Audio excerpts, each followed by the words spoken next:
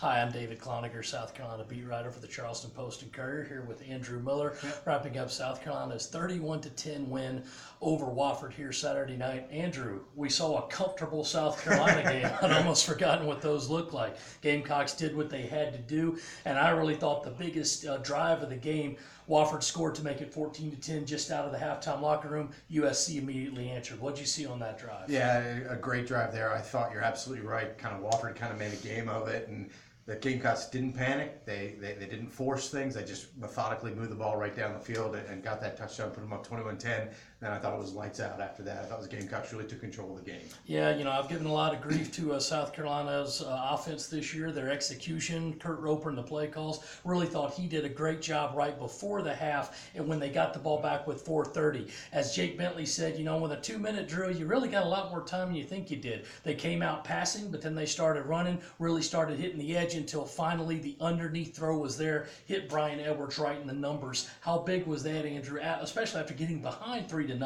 and to make it 14-3 at halftime? Well, possessions are going to be a premium when you play a team like Wofford. They're going to control the game. They're going to control the clock. So anytime you got a chance to move the ball down the field and score, especially before halftime, it's going to give you a ton of momentum going into halftime, even though Wofford came out and scored on the first possession of the third quarter. But I thought a huge answer there from South Carolina. And a big throw there from Jake Edwards and Brian Edwards for the touchdown. Sure. Gamecocks turned 2 Wofford turnovers into touchdowns. Sky Moore ends up getting his 14th interception of his career, tying him with Bo Davies for a school record. Really proud of that young man. Sky Moore's the guy that's given everything he has to this university. And then Rashad Fenton got an interception late to squash any hope of a Wofford comeback. USC wins pretty easy, 31-10.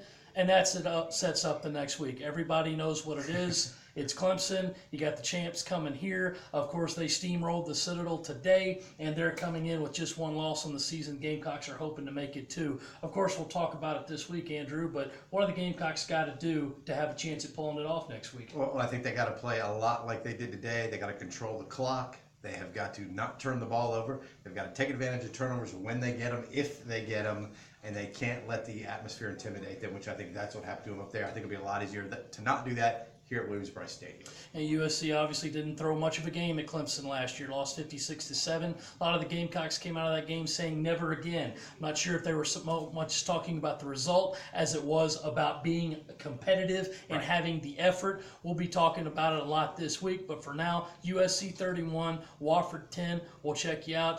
Check us out on postandcourier.com, and we'll talk to you next week.